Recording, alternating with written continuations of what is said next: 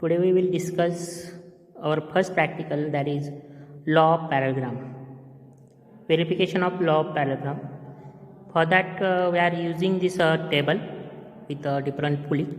There are two pulleys which are a frictionless pulley because the friction force between this pulley is 0, and similarly the friction force between this pulley also is 0, so it is free to rotate along its axis. So if we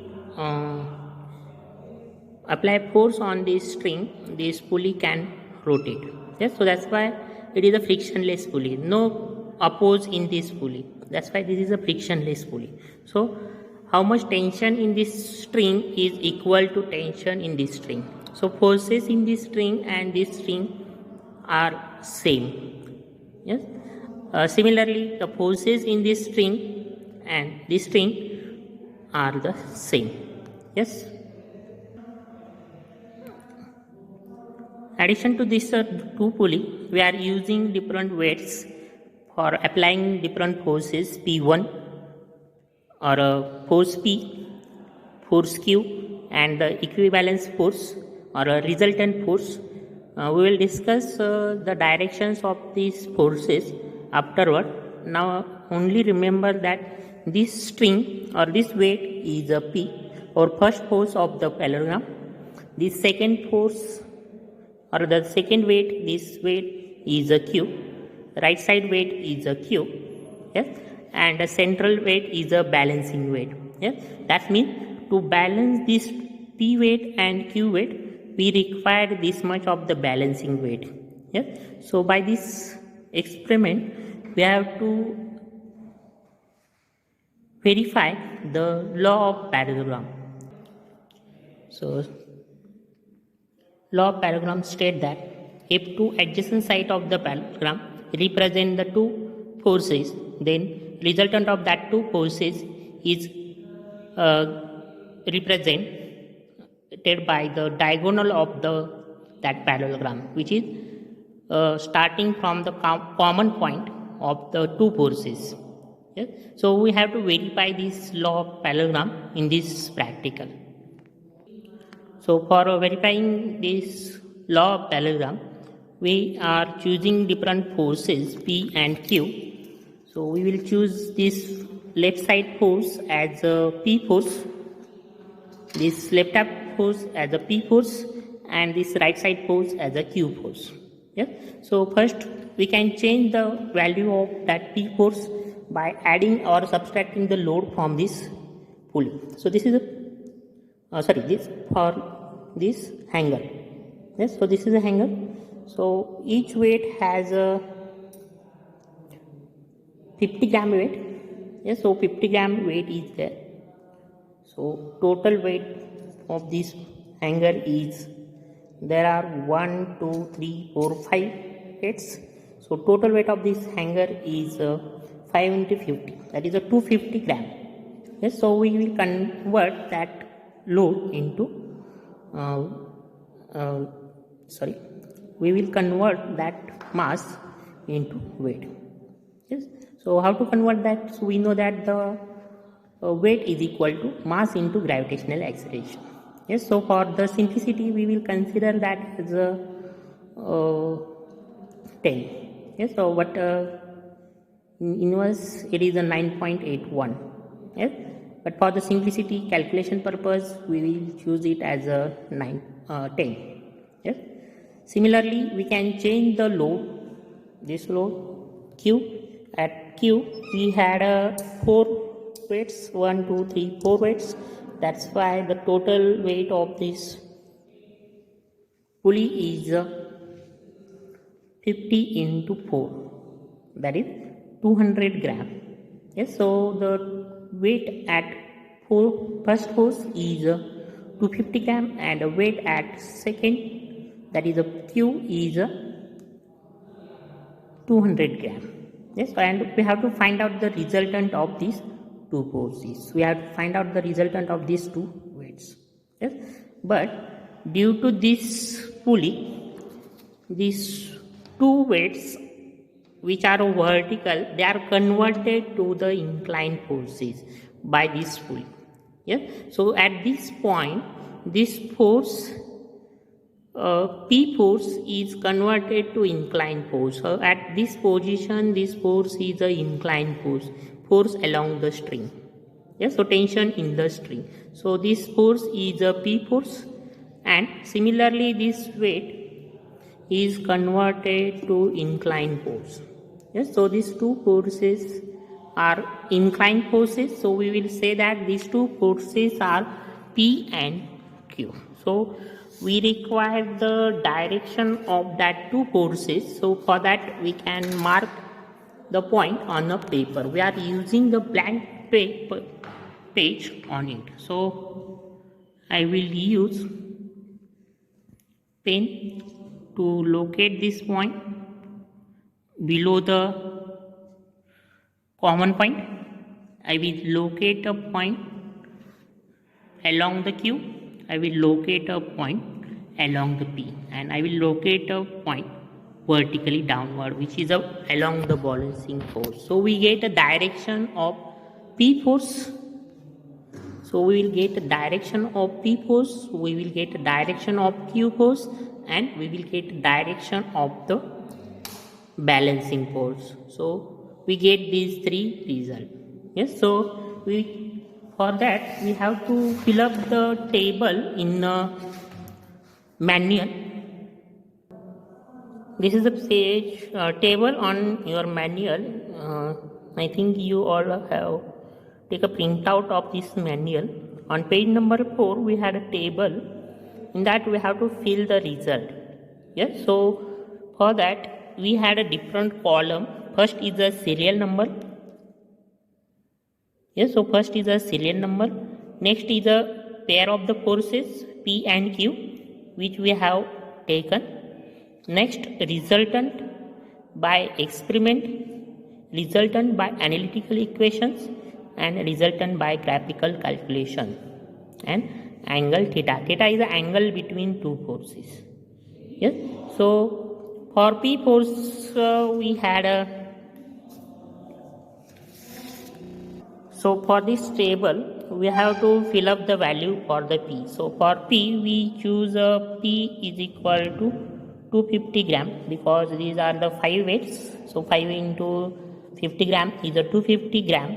So we have to convert this into Newton. So this is a weight, mass. We have to convert this mass into weight. Yes, so 250 gram, that is 0.25 kg into 9.81 or 10. For this simplicity, we are considering this value as a 10. Yes, so this P force is a 2.5 Newton. Yes, so similarly, for Q force, we take that load as a 4 weights. So 4 into 50, that is a 200 gram. Yes, so 200 gram, that means 0.2 kg into 10, that is a 2 Newton. So these are the forces. So we have to insert this value in this table. 2.5 Newton, 2 Newton, yes, and we have to find out the resultant by the experiment. So experimentally, the resultant of these two forces, which is along P and which is along Q, is represented by this weight magnitudely. Yes, so this is the magnitude of the resultant because this is a balancing force. So magnitude of this resultant is we can find out it by the experimental value, that is a 1, 2, 3, 4, 5, 6, 7. So 7 weights we have to apply to maintain it in a equilibrium. That's why it is a resultant, which is in a magnitude wise. Direction wise I will discuss it in a diagram, but remember that this is the resultant in a magnitude wise, that is 1, 2, 3, 4, 5, 6, 7. 7 weights are there. So the resultant by experimentally we can say that the 7 weight, 7 means 7 into 50, that is a 350 gram. So this is the weight, so we can convert it again into Newton, that is a 0.35 into 10, which is a 3.5 Newton. So by experimentally, this is the resultant force. So this is the resultant force by the experimental. Next, by the experimental value, the resultant or angle alpha. Alpha is the angle between P force and the resultant. So for that, we can find out the angle of this string with a vertical by the measuring that angle. Okay, so vertical barabar we can find out the angle, and that is the angle of alpha by the practical or experiment value. So that we can measure it afterward. Yes, so this is the angle alpha. Alpha is the angle between P force and the resultant. Yes, so resultant is a vertical, so vertical is the resultant, so we can find out this angle. Yes, so for that we will draw a figure first. So I will remove this page from this setup and we will draw the forces. So we can form a parallelogram. For the direction of the forces, we have to join this dot, which we mark on the paper at the time of the experimentation. So we have to draw this line. Yes, so we can draw this line. This is a line which represents the direction of P force. Yes, similarly we can draw this line, which is the direction of Q force, and we can draw a vertical line, which is a direction of the resultant or a balancing force. Yes, so this is a balancing force. Yes, so this is the direction for the balancing force, and we can complete the parallelogram. So parallelogram study we require the scale. Yes, so our forces are 2.5 Newton and 2 Newton. So P force is 2.5 Newton and Q force is 2 Newton. Yes, so we will choose a scale. 1 Newton is equal to 1 centimeter. So if there is a 1 Newton, I will draw a line of 1 centimeter. So for this 2 kilonewton, I have to draw a line of 2 centimeter. So this is a Q force. So Q force is, by magnitude wise, Q force is this much. Yes, so similarly for 2.5 I have to draw a line of length 2.5. So this is the force P. So P force and Q force. So our parallelogram law says that if these two forces P and Q represent the two adjacent sides of the paragraph, so we have to complete the parallelogram using these two forces. Yes, so how to control? Draw a parallelogram, draw a parallel line to from Q पासून parallel line काढा. So draw a parallel line. Yes, similarly draw a parallel line from P. Yes, so this is the parallelogram. Yes, so parallelogram law says that if these two forces P and Q represent the two adjacent sides of the parallelogram, then the resultant of these two forces is represented by the diagonal, which is passing through common point. Which is a common point? This O point is a common point. So we can draw a line which is passing through this common point. So this is the resultant. So this is the resultant by the parallelogram. Yes, and this is a balancing source. If you observe carefully, the resultant and balancing force, that is equivalent, both are equal and opposite. Yes. So if we draw a balancing force in a scale wise, then it is resultant is a 3.5 Newton. So we have to draw a line which is a 3.5 meter. So this is a 3.5 meter. So if you observe this diagonal, this is also a 3.5 meter. Yes, so 3.5 meter is there. So by graphical method also we had a resultant is a 3.5. So we can write it here. Yes, so by graphical method also we get the same result, 3.5 Newton. Yes, analytically for the resultant we can use the equation, that is a law of parallelogram equation for the law of parallelogram, that is resultant is equal to square root of p square plus q square plus 2p q cos theta. So this value we have to use. We have to substitute the values. Yes, so we can substitute value which are p is equal to 2.5. So 2.5 square plus 2 square plus 2 into 2.5 into 2 cos theta. Theta is the angle between two forces. So for that we require to measure this angle. Yes, so by compass we can measure that angle. Yes, so we can measure an angle. How to measure angle? Theta is the angle between p and q force. So for measuring that angle we can use the compass. The angle is 80 degree.